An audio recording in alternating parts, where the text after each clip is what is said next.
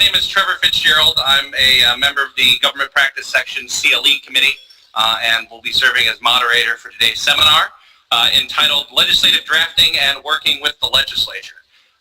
Today we've got a panel of 3 legislative attorneys, as well as myself, who will talk about kind of the various steps in the legislative process as far as getting a bill drafted, getting it introduced, working through the committee process.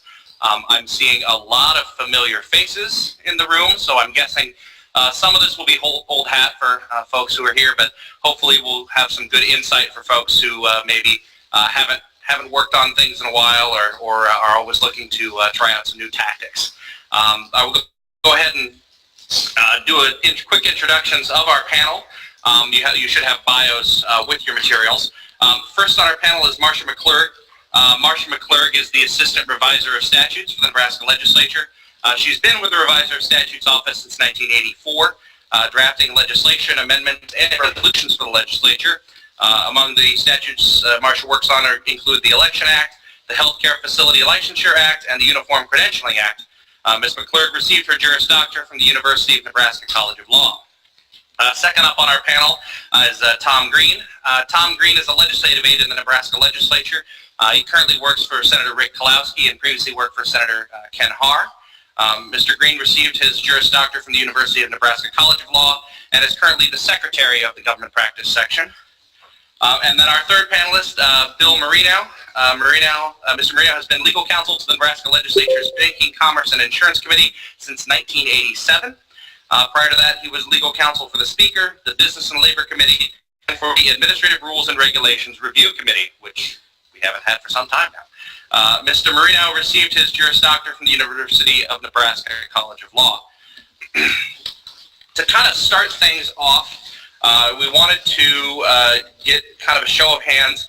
Can I get get you to raise your hand if among the attendees, if you currently work in the legislature, if you are a legislative employee?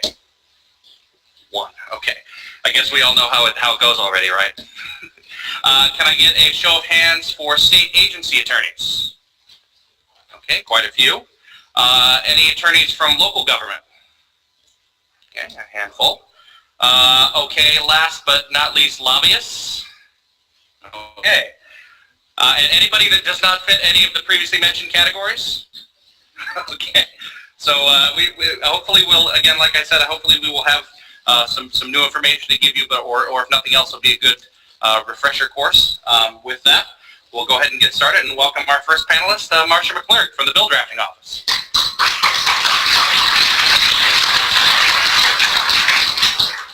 Thank you for all being here today.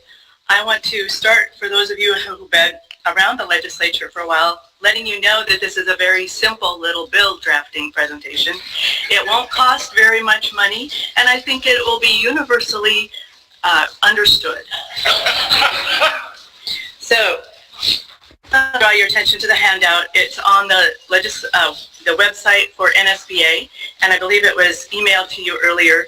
I'm going to not go into the detail that's in that presentation. We will look at a few of the pages just to show you what's available there. If you have any questions about it, please let us know.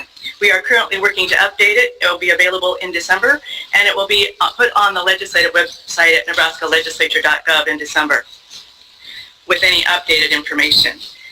Some of the things that you can see on the front page that are important are the names of the drafters at the bottom. So if you are using a bill request and before its introduction, you can see who the drafter is that worked on those bill requests. The initials are used at the top of the bill request to show it. This is also the case with amendments. As we're drafting amendments, if you want to know who drafted the amendment, you can check the initials of these drafters and see who you'd want to contact for changes to the amendment or further amendments to that bill. By statute, the legislature has the duty to establish and maintain a complete and efficient bill drafting service for the purpose of aiding and assisting members of the legislature and the executive departments of the state in the preparation of bills, resolutions, and measures and drafting them in proper form. And the legislature has the statutory duty through the Revisor of Statutes to provide for the publication of supplements and replacement volumes of the Statutes of Nebraska. Finally, pertinent for me, the legislature has the statutory to appoint the Revisor of Statutes. The general statutory duties for the revisor are found in Chapter 49 of the Statutes of Nebraska. There we go.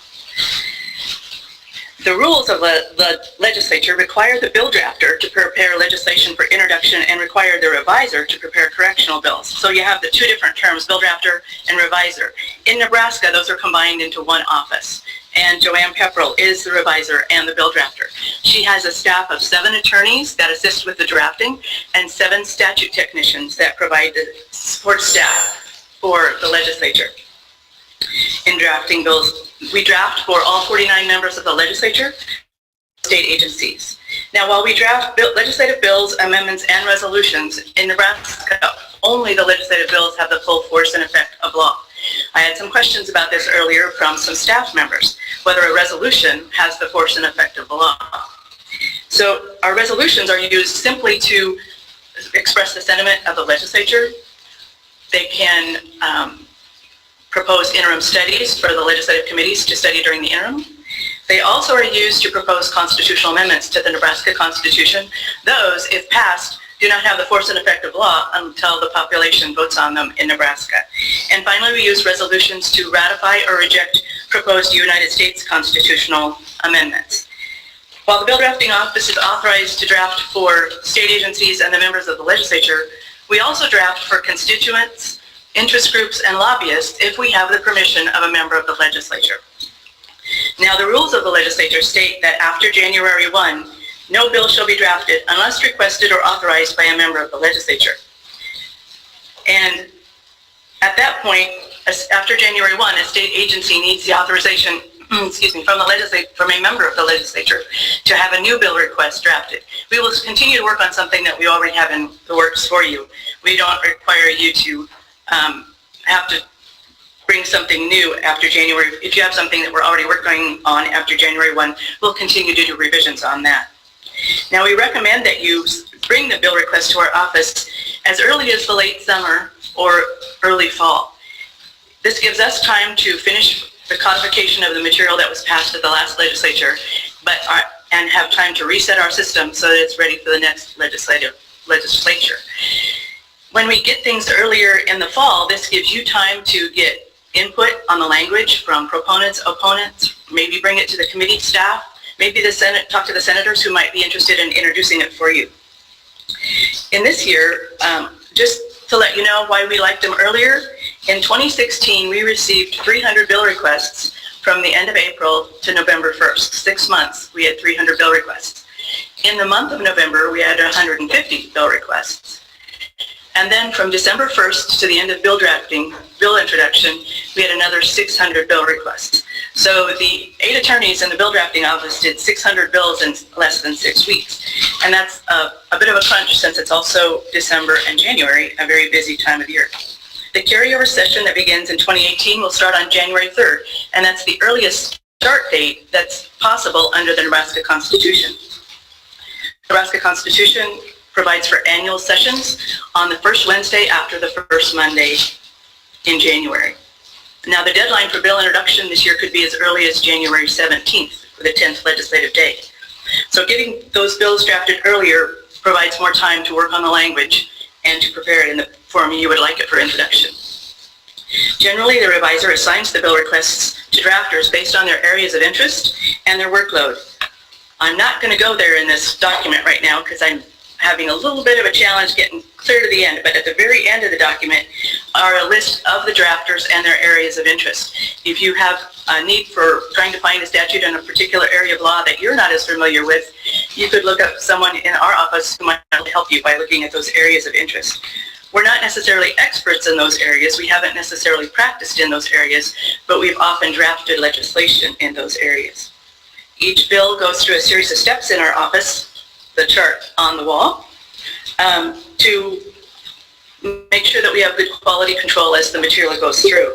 Now, the software does not allow us to directly import from something you give us or send us electronically into our bill drafting software. The bill drafting software puts tags at the beginning and ending of every paragraph. So we can copy it paragraph by paragraph, but it is one of the reasons why longer things take much more time in our office to prepare. Once we give something to our statute technicians, they input the material, they proofread the results, and they pay particular attention to format and punctuation. They also make sure that the statutes in the draft that are pulled down from the computer database of statutes reflect the most current version of the law, and that the changes are indicated by underscoring new language and striking through old language that is to be eliminated. The revisor then assigns the bill draft to another drafter for review, and the second person, the reviewer, returns to the draft to the original drafter for needed corrections or in any notes that they might want to make to the requester. We treat every bill request as confidential. We do not discuss the bill request with anyone outside the office without your permission. Now, this can present some challenges. If an agency has several drafts done and they want to find a sponsor, they may take the draft to several senators, give them the draft, and let them read it over. If one of the senators really likes that draft, they may bring it up to our office and say they're ready to have a three-part for bill introduction done. Well, we always check with the person who originally drafted it to make sure that that is their intent.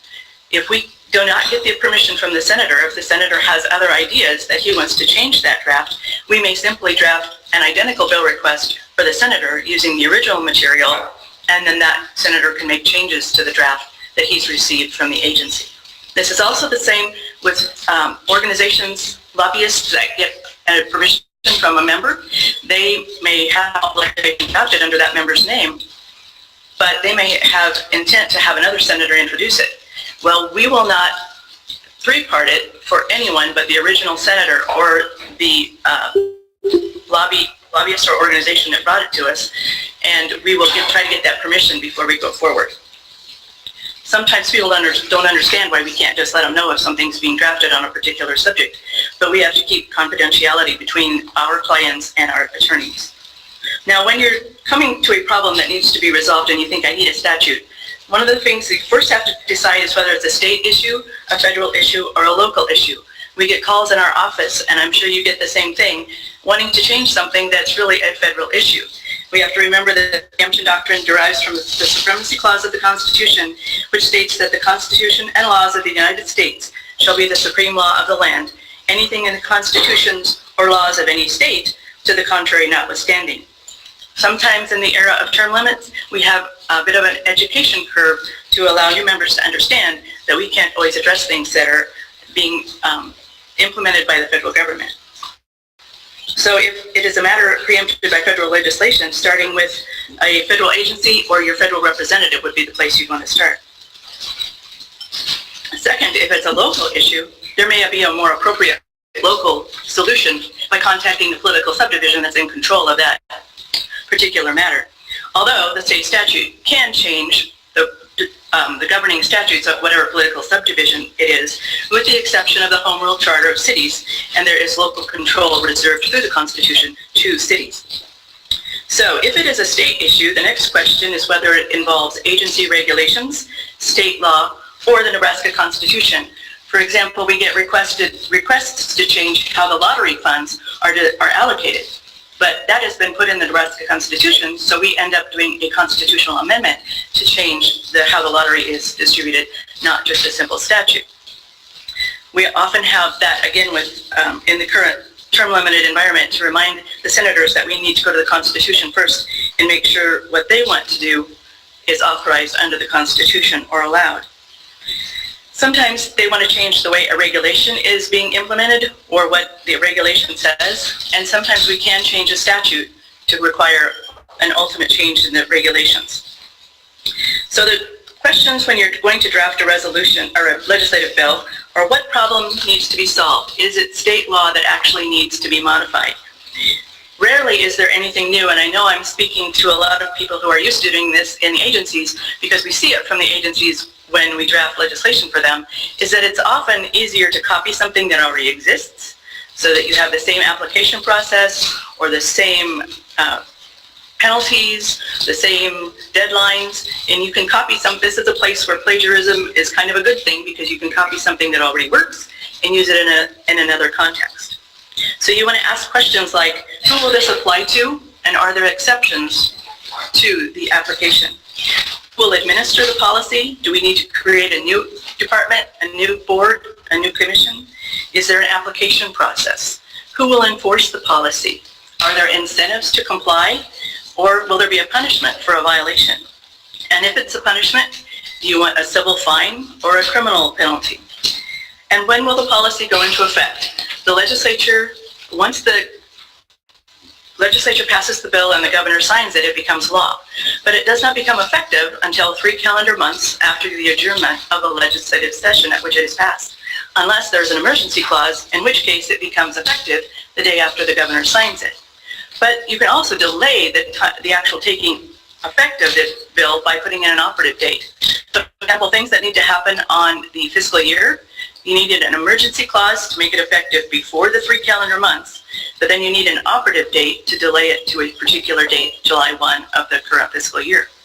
You can delay it further, but there are times where if you delay it past the current biennium, the Constitution does say that each legislature will set out the laws, and there is some constitutional issues with delaying the implementation of a law past the current legislature. We haven't had anything challenged on that, but we don't want to either. General language tips are found on page 24 of the handout, and on page 26 of the handout. I'll see if I can get there. We have some general constitutional provisions on the style and format of bills. Now, your bill drafters are the ones that are going to keep these in mind. You do not have to make sure they're in the bill request that you bring to us. For example, be it enacted by the people of the state of Nebraska is required to be at the beginning of every legislative bill that passes. If it's not there, it's not an official bill. This provides security for the people. They know that some document written on a napkin isn't a law. It has to have those words. Provides notice and security for the public, that they can know what the law is. The other provisions there you can see on constitutional style and format. Below are substantive constitutional provisions that might be helpful to keep in mind, like special legislation, due process, equal protection, lending the credit of the state. So there are various provisions that we need to keep in mind as we're drafting legislation. And the bill drafters will generally keep those in mind for you. After your legislation is introduced, it'll be referred to a committee for a hearing. And if it is advanced, it will be reported to the legislature for debate and be subject to 2 rounds of debate before being placed on final reading for final passage. Now, it has to actually advance by a vote each time. But if it gets that far, the Bill Drafting Office does amendments for agencies and for members of the legislature. So that's something I sometimes get a question from agency people. We do draft amendments for the agencies, state agencies, even though it's after January 1. It's not a bill request, it's an amendment. So we'll draft amendments to bills for state agencies and for lobbyists and others if we have the permission of a member of the legislature. All committee amendments are required to come through our office, and we do draft most of the amendments that are proposed before the legislature. After the first and second rounds of debate, general and select file, all bills are advanced to ENR, or Enrollment and Review, to be reviewed. And we do compare all the bills that are going through to look for conflicts. If we see conflicts, we try to bring it to the attention of the senator who's the sponsor of the bill. For the final reading copy, we incorporate all the amendments and produce a final reading copy and an engrossed copy. The engrossed copy shows no underscoring, no striking. It is the one read by the clerk of the legislature. It is the one that goes to the governor for signature. The final reading copy is on the website for your review, so you can see the changes that are being proposed. Now, for all legislation that passes, our office codifies it and publishes it either in a supplement or a reissued volume. For codification, the legislature in 1943 divided the world into 89 subjects. So every bill has to fit into one of 89 subjects. Now, over time, some of the subjects have changed. For example, Chapter 86 originally was telegraphs, telephones, electric service, and express companies. And now, Chapter 86 is telecommunications and technology. So changes in time do require changes in the statutes. Now, I'd like to finish with looking at some materials that are available on the legislative website. This is the Revisor of Statutes page. I apologize if this is really old material for all of you. How do we get it to go down? Oops.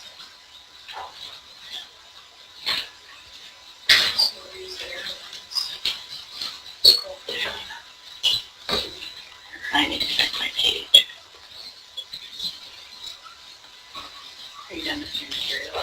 Yeah.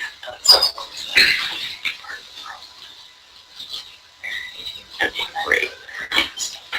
So on the Revisor Statutes page, there is a document that shows all the penalties in the state of Nebraska, from Class 1 felony to Class 5 misdemeanor, and non-classified penalties are at the end of this document.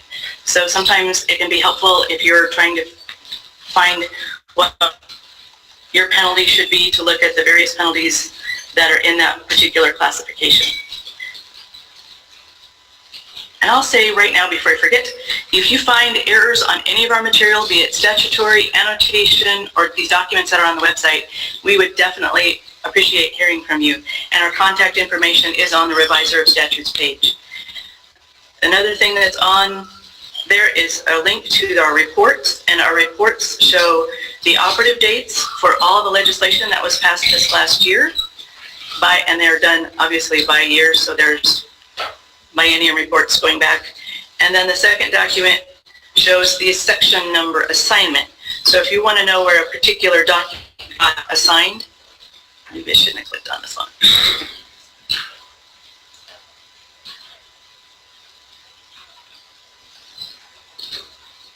This particular document will show every bill, whether the section was a mandatory or new. That's kind of small. LB9, I know, had, over here on this column, it shows whether it's a mandatory, repealed, or new. And for example, LB9 here had new sections, and so if you wanted to know where they were codified, it'll show it right there, the section number provided for each of the sections of that bill. So that's all on the Revisor page. Then, searching laws.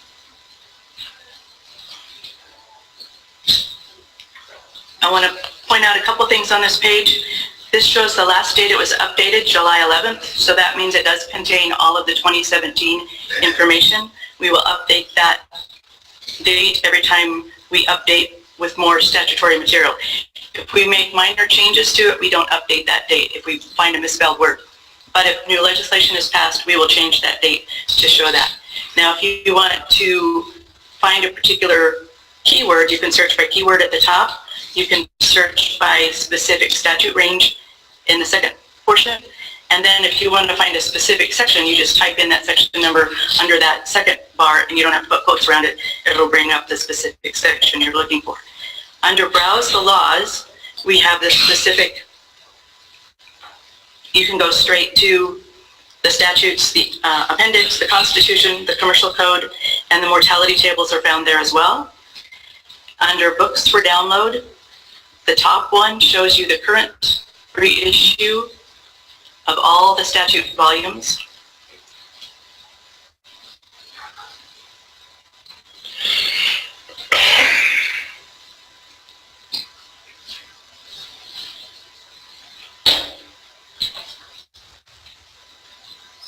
Here we go. So if you want to know if your volume set is complete, this document will show you what the last reissue of each one is. And the cumulative supplement contains everything since the last reissue of every volume.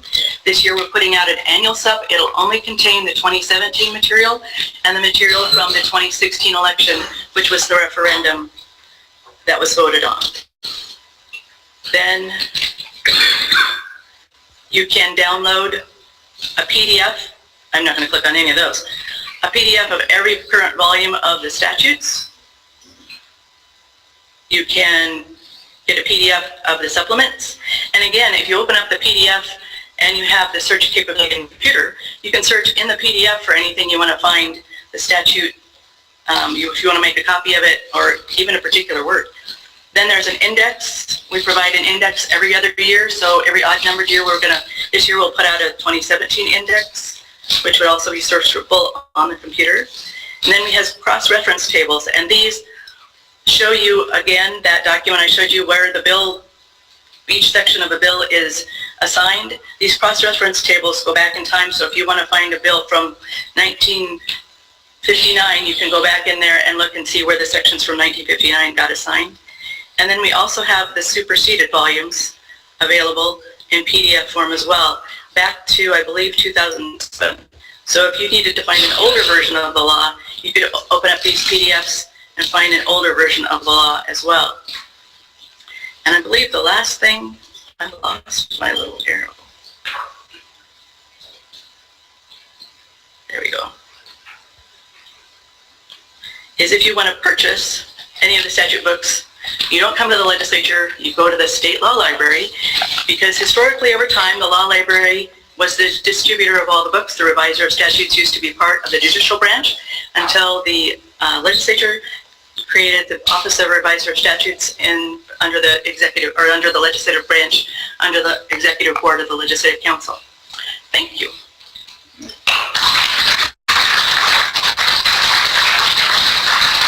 Thank you, Marcia. And that was, speaking from someone who is in the legislature, knowing about things like those cross-reference tables changed my life. So, our next panelist, in the legislative parlance, we usually do hearings in the order of proponents, opponents, neutral testimony. Since this is like an interim study, there are no proponents or opponents. But our next panelist will kind of tell things from the legislative aid perspective of things. We'll welcome Tom Green. Thank you, Trevor. Tom's going to do it from the seat. Thank you, Trevor. I want to first introduce myself again. I'm Tom Green. I work for Senator Klowski, and I also, for law school, as an administrative aide, Senators Beitler, Thompson, and Pricer, where I got to learn from great LAs like Jeff Beatty, Kate Allen, and Doug Gardner. So I've known quite a few good people that helped match me into this position. So I really see the description of the job description of the legislative aide as three things: legislation, constituent work, and all my boss's favorite, all other duties as assigned. But for this, we'll talk briefly about constituent work. Mostly that comes from constituents, from citizens who contact our office because they have a problem with a state agency, or they're trying to get something they don't know why or how it's not being done. And we and Senator's office can help do that. And for the agency folks here, that may be why I contact you from the Senator's office saying, hey, what is going on with this? Why is this happening this way? And they can help explain it to me, and we can work through that. We've had one of my favorite examples is from back when I worked with Chris Beitler. So this is a long time ago, so it doesn't reflect on anybody currently, but we had a constituent who called us who couldn't get a hold of her caseworker, was very upset, needing to get some money for her and her kid, and should have been there. So, but the caseworker wouldn't return her call, so we called the person and oh, yeah, they're out of the office. Can we take a message? And I said, well, yes, this is Thomas, Senator Chris Beitler's office. And they're like, oh. And about 5 minutes later, they were on the phone with me. So we managed to get that addressed, and it's not necessarily even a reflection on the caseworker. They're very busy and had lots of people to deal with. They couldn't return every call immediately. But if you do need an extra push, sometimes the state senator's office can get you that. But hopefully for those of you out here who are attorneys or lobbyists, I do not like it really when attorneys have their clients contact a state senator because they're having a problem, because it's well, that's why you have representation of counsel.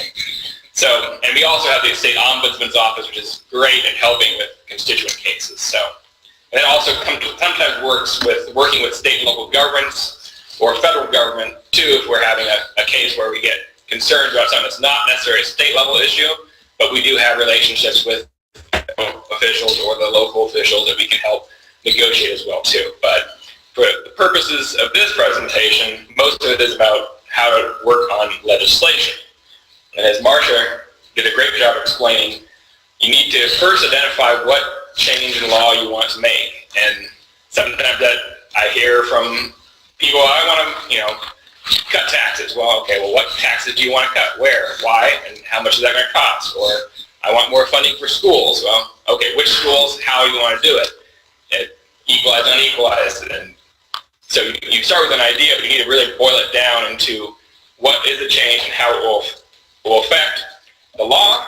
Because as we all learned in law school, bad facts make bad law, and that's something you also need to consider when coming to your state legislature. Yes, sometimes a judge makes a bad decision, or at least a decision that you think is bad, and you want to change the law because of that. Well, sometimes that is necessary, and that shows why there is an error in the law. But sometimes you just don't like the result, and sometimes you have to live with that and not change the law for that.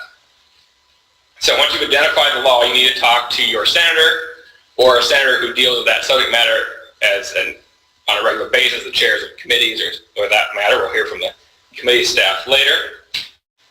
And when I say talk to your senator, I really mean talk to me, the senator's staff. I've had examples of my boss have come to me and said, oh, I talked to this person at this event I was at. They wanted you to do something. Can you figure that out? I'm like, okay. What did he look like? And because they're very busy, they're working hard, and they want to be responsive, but sometimes they forget things, or if you don't write it down. I mean, that's why they have full-time professional staff to do the work for them and help them make them look as good as they can be. So make sure to let the staff know what you want and not just assume I talked to the senator, so they're going to get it all done. Most of the time that will happen, but keep us informed, and we'll keep you informed of the progress as well. And as Marcia said, legislation is very slow. Sessions start in January. The bills need to be introduced in the first 10 days, but the work for that legislation takes a lot longer. That's not, as Marcia said, let's not start drafting the bill in January, either for their bill drafters or my effort is we need to work on this. If we want to be successful, we need to plan. You can't always solve problems right away. They take time. Sometimes you got to introduce the bill several times, and it's just not going to go quickly. If you want a quick solution, that's probably not the way you need to do it. So consider that and why you need the solution you're working on. And as Marcia said, don't say it's a simple little bill, because that's generally what happens when your bills die. Because you need to be realistic and not try to, well, if we don't tell them people don't like this bill, they won't know and then it'll pass. No, we'll find out the worst time. As a legislative aide, I need to plan out how we can address the concerns and issues. That means I want to know who the opponents are, almost more than I want to know who the supporters are. Yes, we want to know who will support us, who can give us advice, expertise, testify at the hearings, but I'm much more interested in knowing who's opposing a bill. Not because I want to, we can deal with them, but because we can deal with them in a way that is constructive. We can actually talk to them ahead of time. What is their opposition?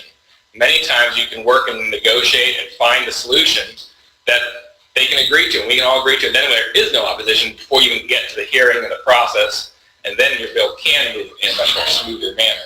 And even if you can't work out even if you're never going to agree, it's good to know what their arguments are. And in legislation, there's usually not a right and wrong side.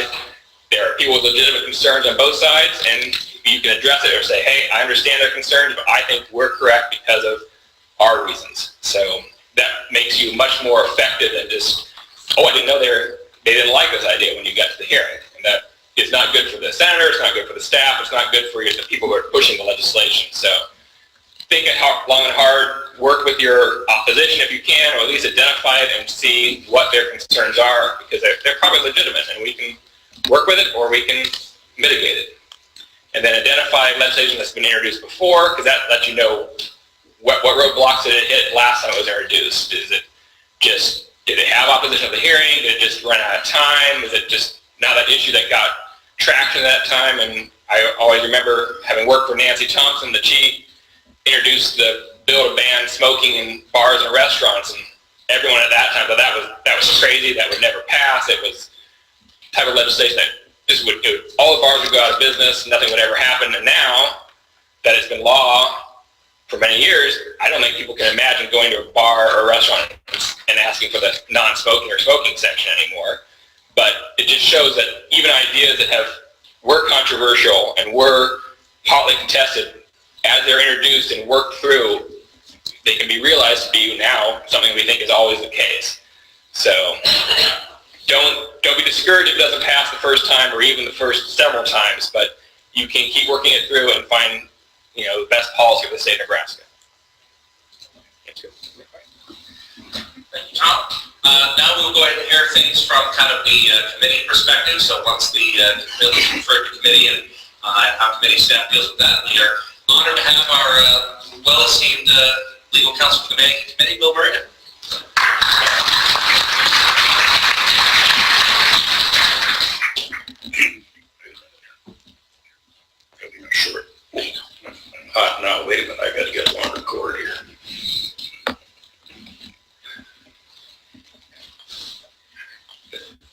for that, Trevor.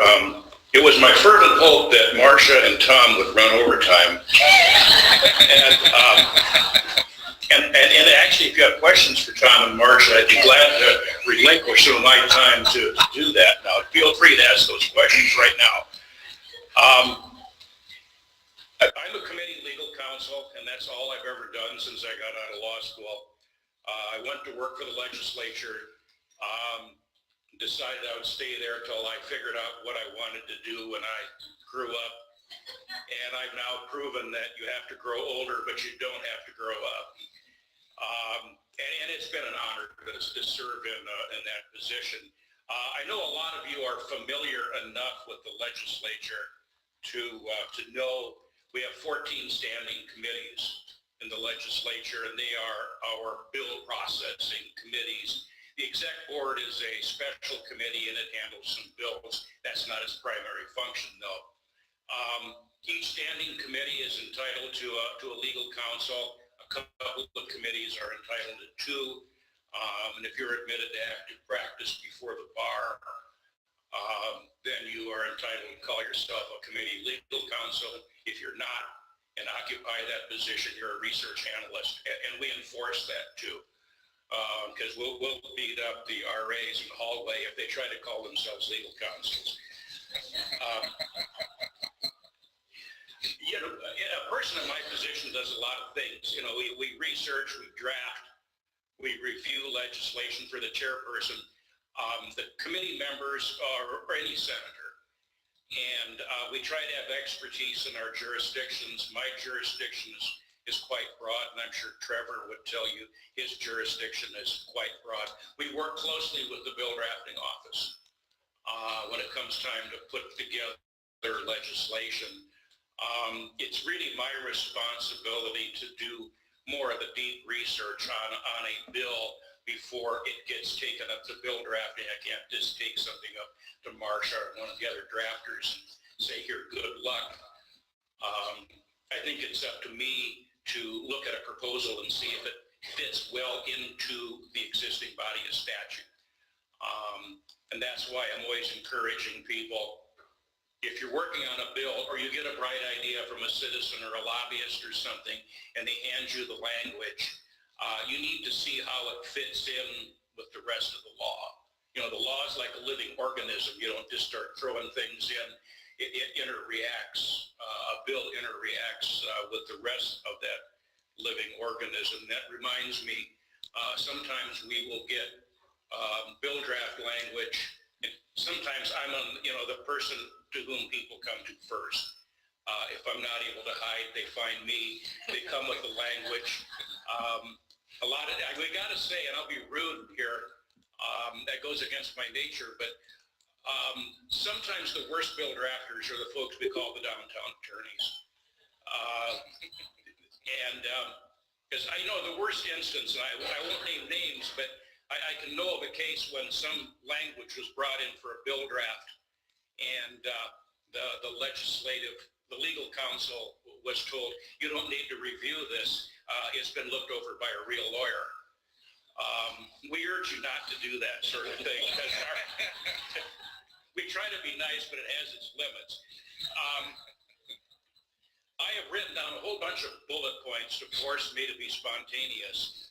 I didn't want to read a presentation, and like the chapters in the Franz Kafka novel, they're in no particular order. So I'm going to skip back here and say one of the most important things when it comes to working on legislation, there are 3 things: early, and early. It's never too early to start working on next year's bills.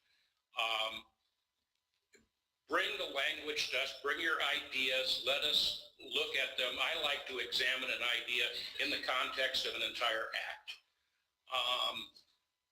A proposal to change one section in an act is fine in and of itself, but you need to look at what the surrounding provisions are. I think I touched on that before. One of the things I always do is look at all the definitions, because sometimes somebody will too frequently bring in a proposal to change some law, and they'll use terminology that conflicts with the definitions. And that shows you it's not been very thoroughly done. when you come in to see us, think ahead and decide the sort of quasi-substantive things like, do you need an emergency clause or a delayed operative date? I know Marcia touched on this. It's absolutely amazing how it's only a small number of people who know the difference between an effective date and an operative date. And, I tell people the Constitution dictates the effective date. And when a bill becomes a law, when a bill becomes effective are also two different times. And the effective date is based on the 3 months after the adjournment of the session sine die at which the bill was passed. And that's how that's calculated. And so often I'll hear somebody present something to the committee or talk about some bill that becomes effective on January 1. Well, that just can't happen because it would have to be 3 months before that date for the legislature to have adjourned. We've never adjourned later than September 24th. And I think it would be, and now that I think about it, it's probably impossible to have a January 1 effective date, because if the legislature adjourned on September 30th, God forbid, the effective date would be December 31st. And if we adjourned on October 1, the effective date would be January 1. So absolutely never say a bill became effective on January 1. It might become operative on January 1. It can never become effective. And I don't know what the point of all that was, but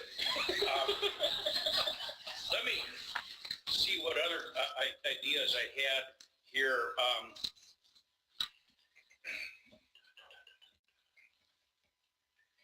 Work with us on your bills and on your amendments.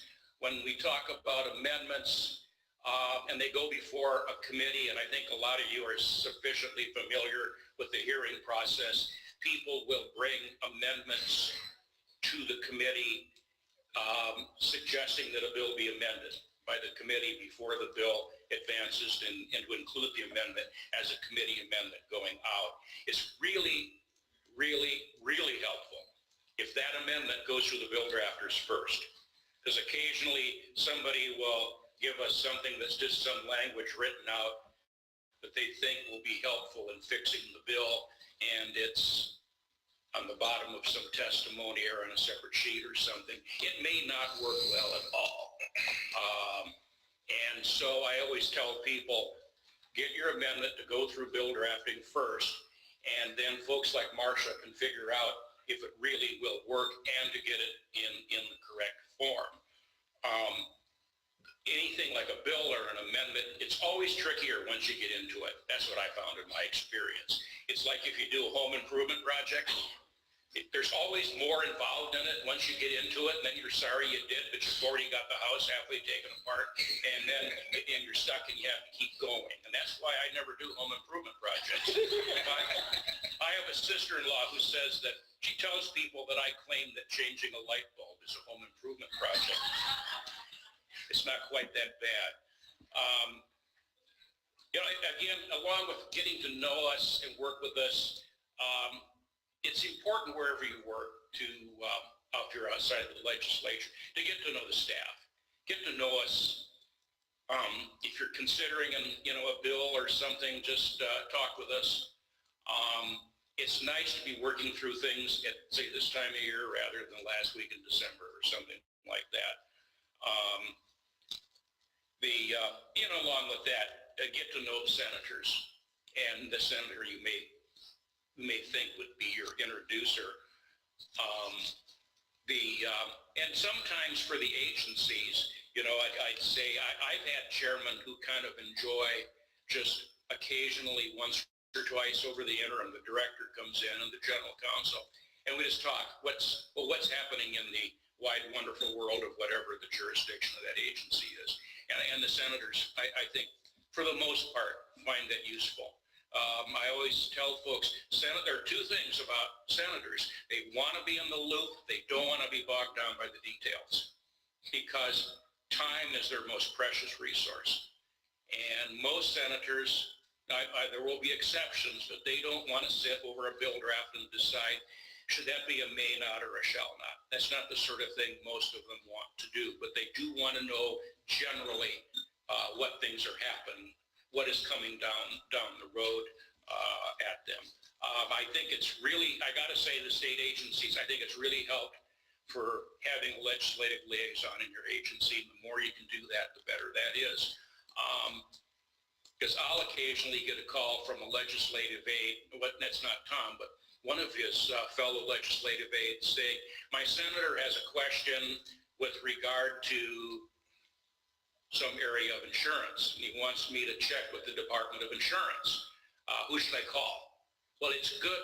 Insurance department has a legislative aide, or legislative liaison for the legislative aide to talk to, and that's Robert. I think Robert's here. So I just say, well, call Robert Bell at 471-4650, and I say good luck. I hang up, say a little prayer for Robert, and move on.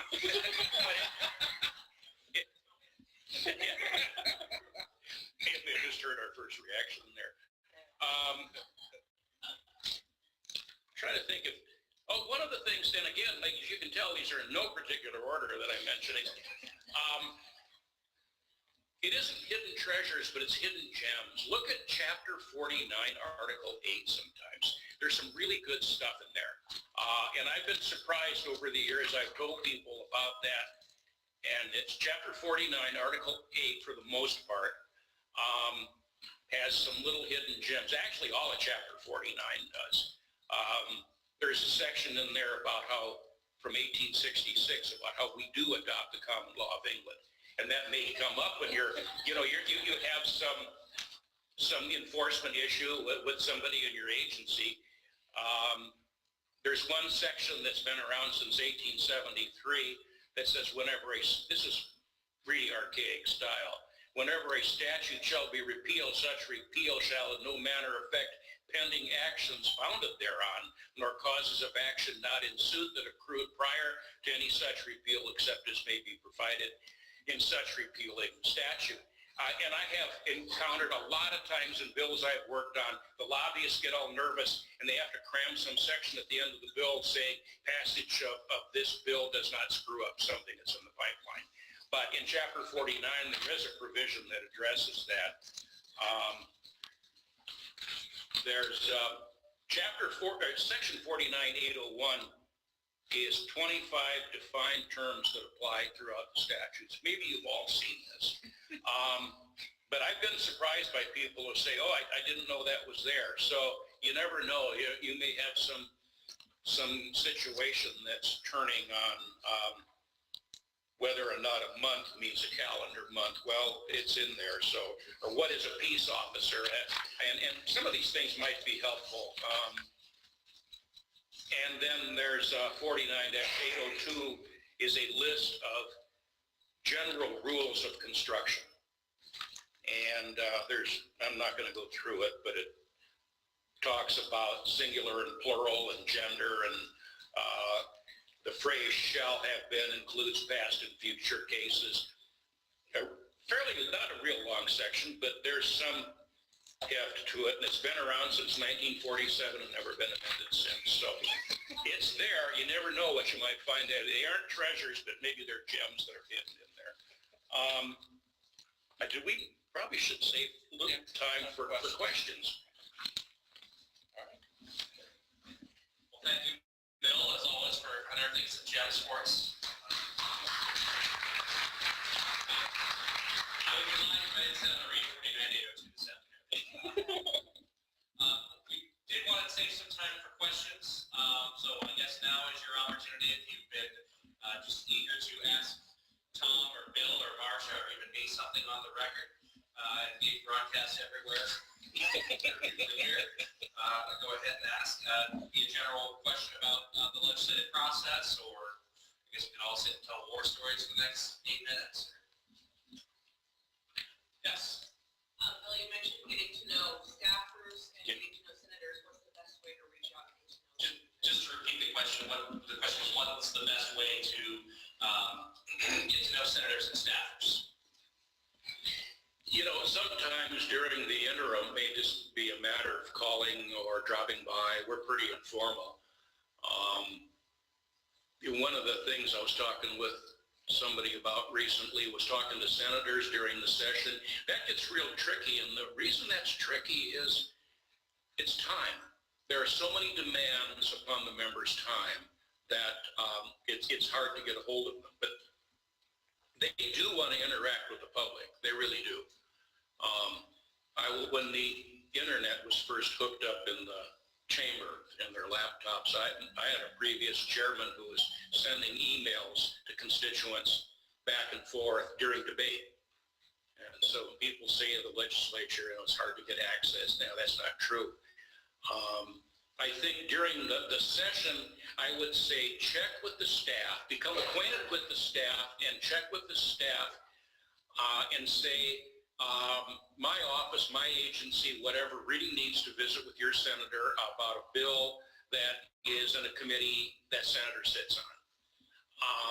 And then they will figure out what is a good time to visit with the senator. Some senators don't mind at all during debate having someone send a note in, have the sergeant at arms take a note in, and you've ever seen there's a pad and it's a form. You identify yourself and you say, I wish to speak with senator, and you write in the blank. I think that's awfully intimidating for a lot of people. Gee, I don't know the senator here. I'm sending a note and demanding that he come out during debate. Generally, they're okay with doing that. Occasionally, there are some who would rather meet with you in the office at an appointed time. But that's just one of those individual to individual kind of things. That's why I say, check with the staff and say, my director or my office or whatever needs to visit. And my experience is they'll really help you get that taken care of. Chris? Bill, you had mentioned about amendments, and it'd be nice to run them through bill drafters when they come to your office. Do you ask the chairman to endorse the amendment first, or how do we get them as a lobbyist into Marsha's office? Well, at least I've had 10 chairmen, and every one has been very, very flexible in terms of that sort of thing. They just, I had a senator for years named Dave, and probably some of you know who I'd be talking about, who said, I kind of make enemies, Bill, your job is to make friends. So say a lobbyist wants to offer an amendment to a bill at a hearing, if you come to me, I will work with getting the bill, the amendment to upstairs. And I'll do it myself. I'll take it upstairs and I'll say, this is the amendment. The amendment will come back down in my office's name, and then I'll make it available to, say, to that lobbyist or something, to get it into the form that the lobbyists want without any endorsement by my office in terms of whether, I think it's not my job to admit if I think there's a good or bad idea in it. Does that help, Chris? Yeah, it does. Okay. That's what I was trying to get at. Yeah. You may not have wanted to endorse it yet, but you wanted it at a good point. And it accelerates the process greatly. If I get what looks to be kind of a quick down and dirty amendment that somebody offers during testimony on a bill, I'm going to look at that and say, I wonder if this really works. And when we get to it, we could probably talk here about a half hour on exec sessions. We get to exec sessions and the committee members might look at me and say, what about so-and-so's amendment? And I'll say, well, I don't know. Well, we better hold the bill a week until we figure it out. Now, if we had done what you and I were just talking about, maybe gotten that amendment run through bill drafting, we might have figured out to a greater extent that at least it's formed correctly. Rob. Yeah, Marcia, I was curious about how the bill drafters, the magic behind coming up with titles for legislation. Exactly to whatever. Is there a magic there? Every drafter that is hired is giving a magic wand, and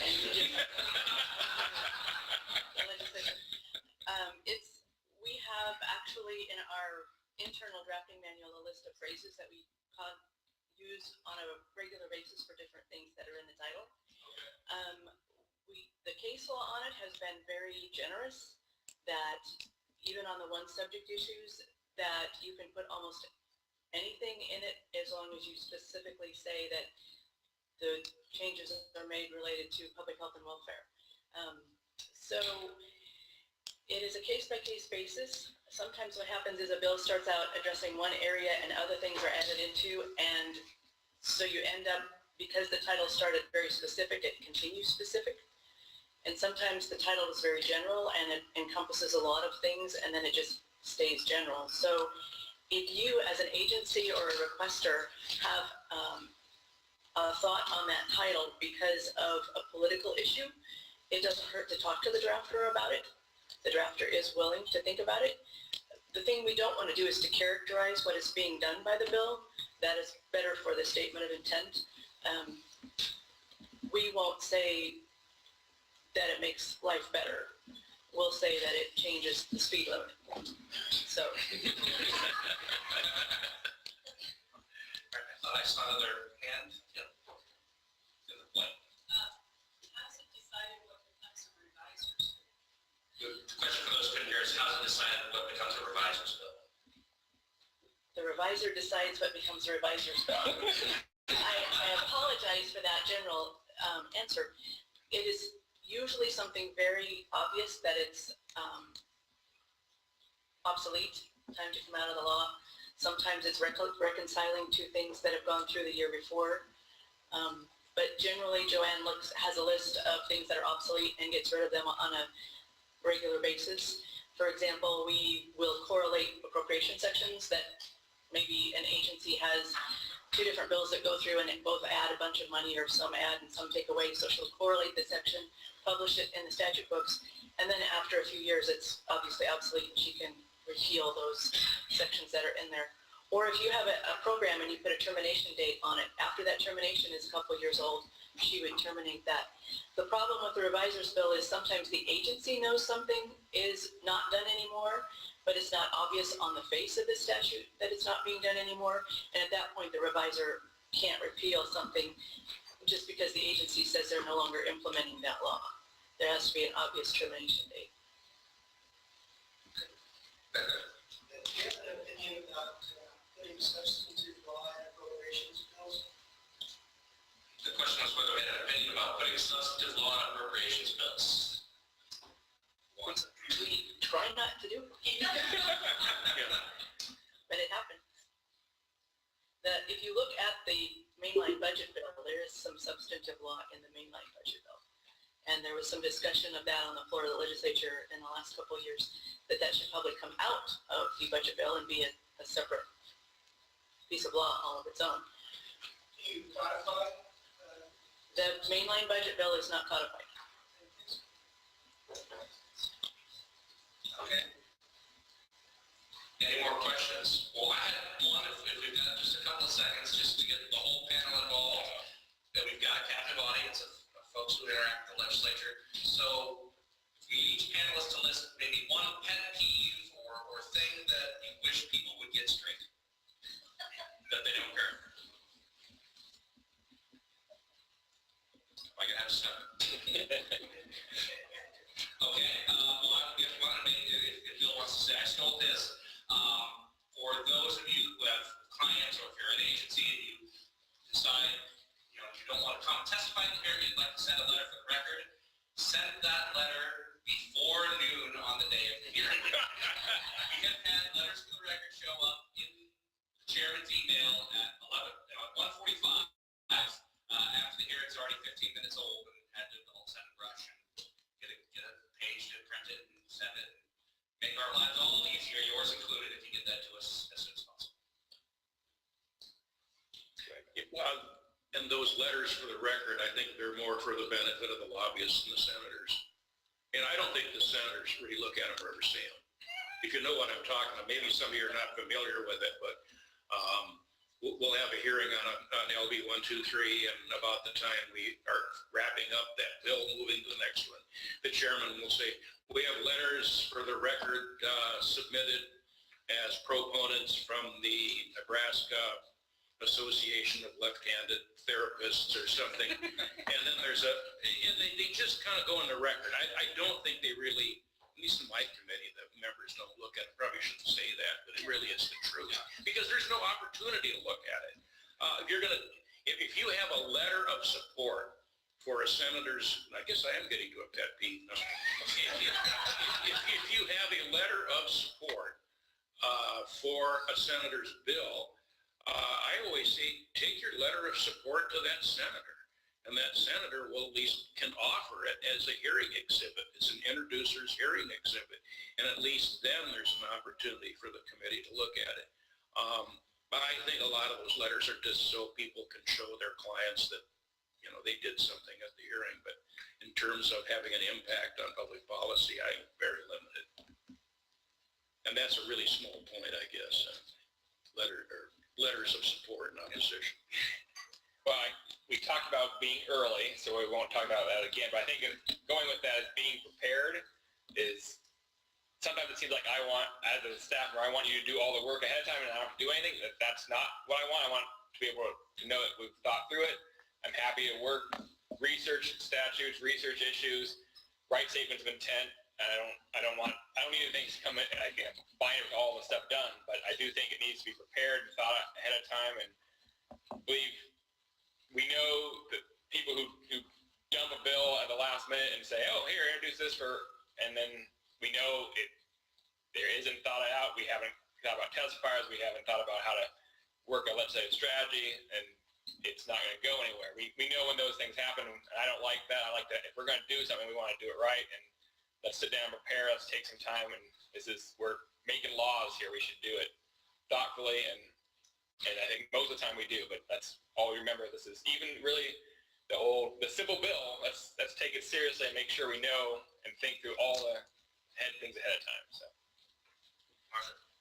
Purpose statements and findings of intent, unless they absolutely really are necessary for the interpretation of the law that's being proposed. Often it's more of a committee statement or a statement of intent of the introducer that they're trying to put into the law, and typically there's no need to have a purpose statement. Whatever you make a law should be pretty self-explanatory, and a purpose statement is not normally necessary. And they can put that in the introducer statement. Yes. And that becomes a significant part of the record. All right. Well, I'm getting glared at, so I think we are finishing up and should get wrapped up. Just a quick plug for the Government Administrative Practice Section seminar at the annual meeting, which will be on Friday, the annual meeting. It's a presentation on who's your client when you represent the government. So it should be a good session. I do want to thank everyone who attended as well as our panel. Let's give a round of applause for